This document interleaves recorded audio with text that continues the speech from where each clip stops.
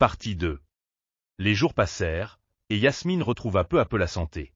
Mais une question hantait Samir. Qui avait payé l'opération? La réponse lui fut révélée par sa mère.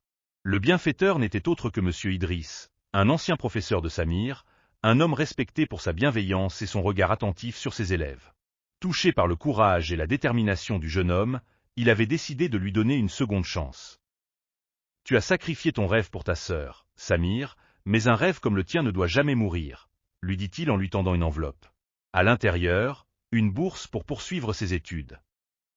Les larmes aux yeux, Samir comprit que l'univers récompensait toujours ceux qui donnent sans attendre en retour. Il reprit le chemin de l'école, plus motivé que jamais. Des années plus tard, il devint un médecin reconnu, spécialisé dans les soins aux populations défavorisées. De retour dans sa ville natale, il ouvrit une clinique gratuite, où les plus pauvres pouvaient se faire soigner sans crainte du lendemain. Le jour de l'inauguration, il posa une main sur l'épaule de son père et murmura. « Papa, souviens-toi.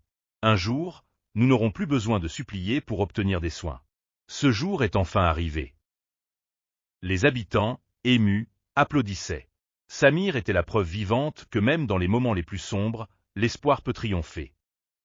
Si tu crois que les bonnes actions reviennent toujours à ceux qui les accomplissent, commente « Je crois » et partage cette histoire pour inspirer les autres.